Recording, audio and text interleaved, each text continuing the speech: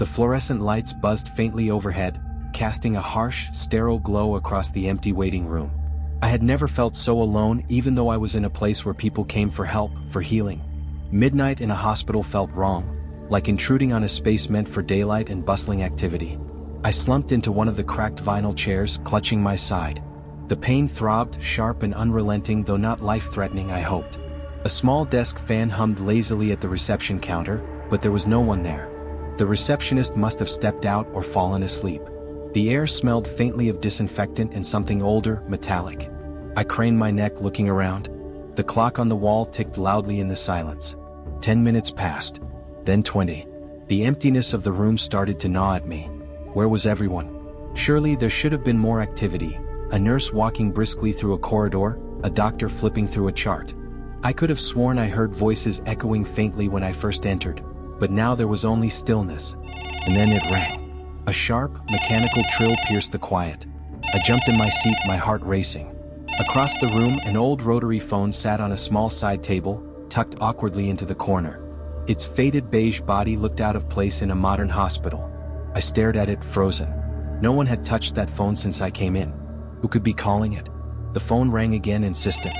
My gut told me to leave it alone, but my curiosity overrode the fear. I crossed the room hesitantly, my shoes squeaking faintly on the linoleum floor. As I picked up the receiver, a faint crackle greeted me. Then a voice, soft, distorted, but unmistakably familiar. "You shouldn't be here," it whispered. My breath hitched. "Hello? Who is this?" The line hissed, but there was no response. I gripped the receiver tighter. "Who's calling? What do you mean?" The voice returned, stronger now, laced with urgency. "Leave. Now." Before I could press further, the line went dead. I lowered the receiver slowly, my hands trembling. My heart thundered in my chest as I turned back toward the waiting area. The desk fan had stopped spinning. The silence after the call was suffocating. I stood frozen by the rotary phone, its dead receiver hanging limply in my hand. My mind raced, replaying the words I'd just heard. "You shouldn't be here." Leave. No. It made no sense. Who had called me? How did they know I was here? And why did their voice sound eerily familiar? I placed the receiver back onto the cradle, the sharp click echoing unnaturally loud in the stillness. Swallowing hard, I scanned the room again, half expecting someone to step out from the shadows. But the waiting area remained as lifeless as before, the stillness wrapping around me like a shroud.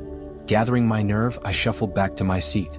My side still ached, a dull throb that reminded me of why I'd come here in the first place. The pain wasn't the kind I could ignore forever, but now it felt secondary, dwarfed by the gnawing unease curling in my stomach. I glanced at the reception desk. It was still empty, the fan on its counter unmoving.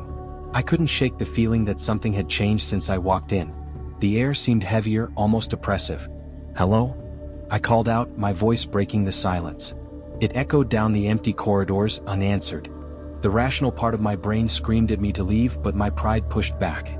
I was here for help, not to scare myself into running out. I'd give it a little longer. Someone had to show up eventually, right? Minutes passed, or was it longer? The ticking clock on the wall blurred into white noise as I fought to ignore the growing weight of the quiet. Just as I began to drift into a restless haze, the phone rang again. The sound jolted me upright, setting every nerve in my body on edge. "Don't answer it," I told myself. My pulse quickened, a cold sweat breaking out on my forehead. But the ringing continued, insistent, pulling me out of my seat like a puppet on strings. I crossed the room again, my movements robotic. My hand hesitated over the receiver for just a moment before I picked it up. "Hello?" My voice was barely above a whisper. The same crackle greeted me, followed by the familiar voice. This time the distortion was less severe, though the tone was sharp, urgent. "They're watching you," the voice said. A chill ran down my spine. "Who's watching me?" I demanded, my voice trembling. The response came swiftly, like the speaker had no time to waste. "They know you're here. You need to leave." The line hissed again, but before I could press for more, the voice added something that made my blood run cold. "They won't let you out if you wait too long." Click. The line went dead. I lowered the phone, the panic rising like a tidal wave. My breathing was shallow, each inhale catching in my throat. The hospital, so empty and still just moments ago, now felt like a trap. I turned to the reception desk. Behind it, a door leading into the depths of the hospital was cracked open. Light spilled out, but it wasn't the sterile white I'd expect. It was a faint, pulsing red. Something told me I shouldn't go through that door. But something else told me I might not have a choice. The pulsing red glow from the open door behind the reception desk seemed to seep into the room, bathing everything in its unsettling hue. I tried to tell myself it was just an emergency light, but the rhythm felt too deliberate, too alive. My side throbbed with renewed intensity, but the pain barely registered now. I felt like prey in an invisible predator's lair, every instinct screaming at me to run, yet my legs refused to move. "They won't let you out if you wait too long." The words from the phone echoed in my head. My gaze flickered back to the rotary phone, sitting unnervingly still in its corner.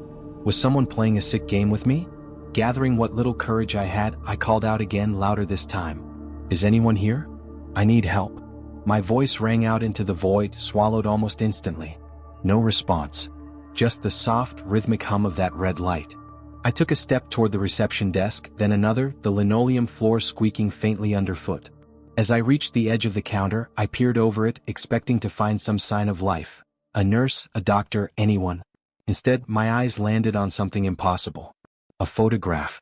It was lying on the desk, half buried under a stack of blank forms. The edges were frayed, the image slightly faded, but I recognized it instantly. It was me. Sitting on a park bench, wearing a jacket I hadn't worn in years. My hand trembled as I picked it up. The back of the photograph was blank, no date, no inscription, just the faint smell of something metallic and cold. I flipped it over again, scrutinizing the picture. My face stared back at me, a faint smile tugging at the edges of my lips. But something was wrong. In the background, barely visible, was the faint outline of a figure. A shadowy silhouette stood behind me in the photograph, almost blending into the trees. It wasn't there when this picture was taken. I was sure of it. The air in the room shifted, growing colder. I clutched the photo tightly, my heartbeat hammering in my ears. The light spilling from the open door pulsed faster now, almost as if it were responding to my panic. The phone rang again.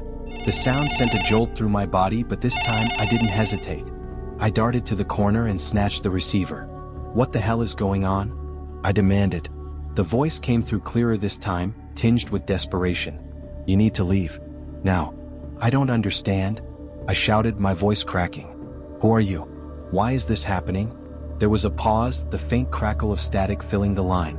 Then the voice said something that stopped me cold. "I'm trying to help you. You have to trust me." My throat tightened. "Help me? How do you know?" "I know everything about you," the voice interrupted, cutting me off. "Because I am you.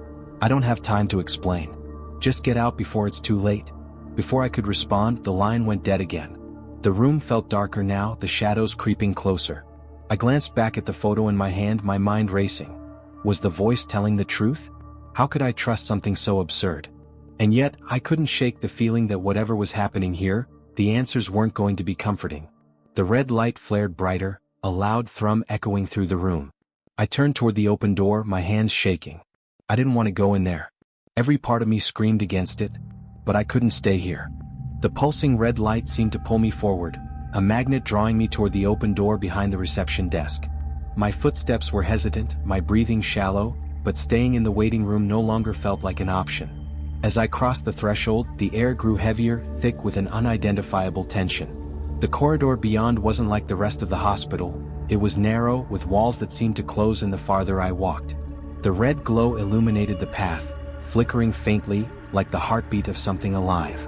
The pain in my side throbbed harder, as if warning me to turn back. But it was too late. The phone calls, the photograph, the voice, everything pointed me here. The hallway stretched longer than it should have, twisting slightly as I moved deeper into its grasp. Doors lined the walls on either side, each one identical and sealed shut.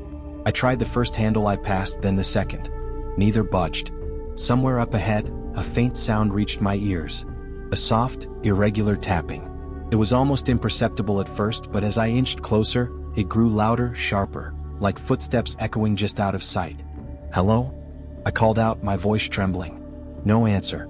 The tapping stopped. I froze, straining to hear anything, any sign of life. The silence pressed down on me like a physical weight. Then a voice, so soft it was barely audible, whispered from behind me. "Don't turn around." My body went rigid. The voice was mine. My mind screamed at me to run, but my feet felt rooted to the ground. I didn't dare move. I didn't dare breathe. "You need to keep going," the voice urged, barely above a whisper. "If you stop now, you won't make it out." The hairs on the back of my neck stood on end. "What's happening to me?" I whispered back, my voice cracking. The voice didn't answer immediately. When it spoke again, it was darker, tinged with something I couldn't place. "You've been here before. And you failed?"